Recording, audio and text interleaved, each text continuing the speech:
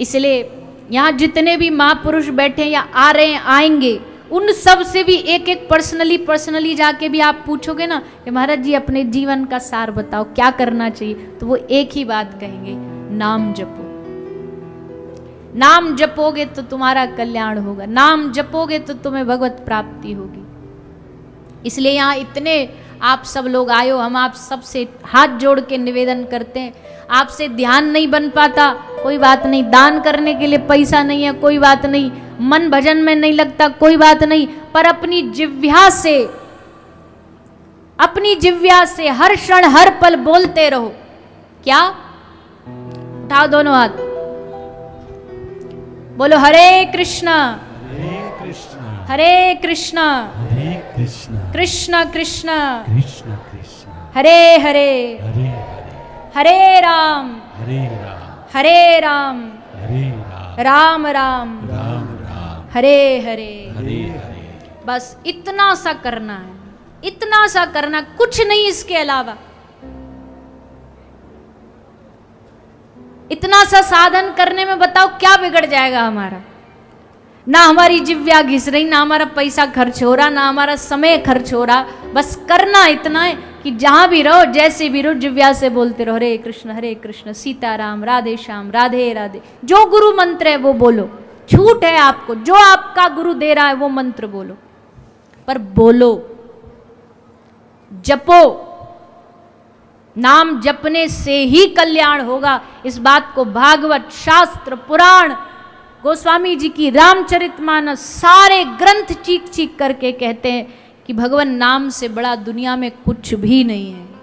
कलयुग केवल नाम धारा, सुमिर सुमिर नर उतर ही पारा। पार उतरने का एक ही रास्ता है यहाँ पर, नाम सुमिरन, नाम जाप। एक सुंदर दृष्टांत सुना रहे हैं, कोई शास्त्र का नहीं है ये दृष्टांत, पहले ही बता रहे हैं, कहीं हमसे पूछो कहाँ कौन से शास्त्र में लिखा है, पर ये किसी संत महापुरुष के मन का भाव है। जब राम जी सेतु बना करके जा रहे थे ना लंका पर चढ़ाई करने के लिए, तो सब पत्थर पर राम राम राम राम लिख करके पानी में डाला जा रहा था। राम जी ने सोचा सब लोग पत्थर डाल रहे हैं राम लिख करके, जब इतिहास लिखा जाएगा, इतिहास में पूछा जाएगा भैया किस किस ने मदद करी इस पुल बनाने में, सेतु बनाने में, तो सबका नाम आएगा, और तो जी और गिलहरी का भी नाम आएगा। कोई हमसे पूछेगा राम जी आपने क्या किया, तो हम क्या जवाब देंगे? चलो एक काम करते, एक पत्थर हम अपने हाथ से भी डाल देते। तो राम जी आए, एक पत्थर लिया और उस पत्थर को लेकर के राम जी ने जल में डाला, और भैया जैसे जल में डाला, पत्थर जल में डालते ही डूब गया। अब जैसे जल में डूबा तो राम जी को लगा, रे राम राम राम, ये तो बेइज्जती हो गई भैया, राम जी पत्थर डाले और डूब जाए।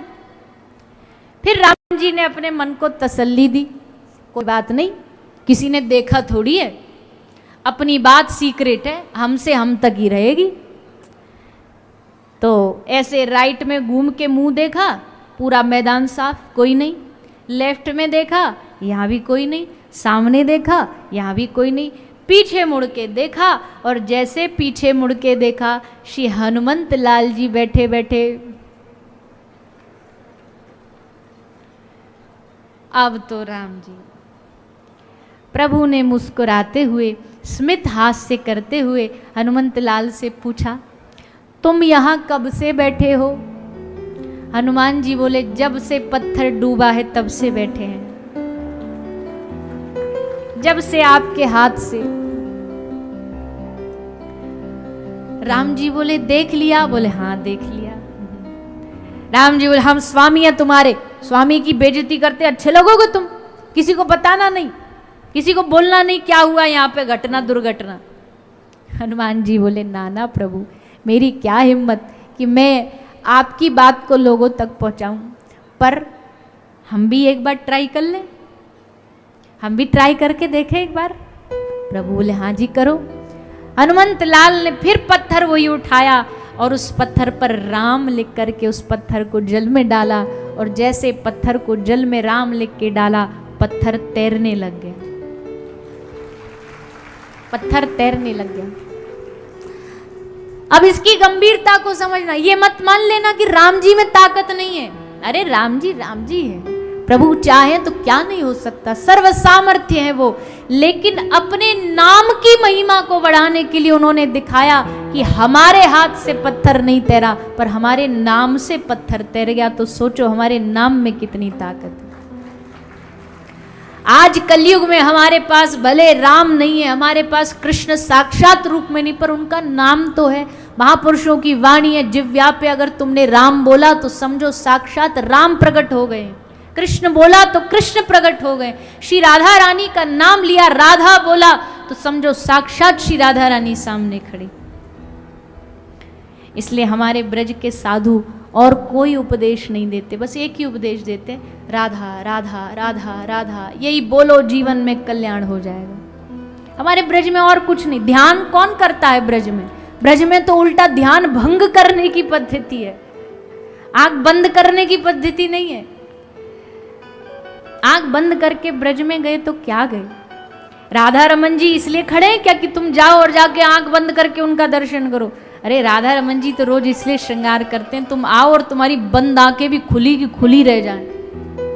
आहा, क्या टेढ़ी टांग वाला बैठा है, त्रिभंग ललित, 3 जगह से टेढ़ा। क्या श्री बिहारी जी बैठे हैं, क्या राधा वल्लभ जी बैठे हैं, क्या किशोरी जी बरसाना में बैठी है। आंखें खुली की खुली रह जाती हैं। ब्रज में किसी की हिम्मत नहीं होती आंख बंद करने की।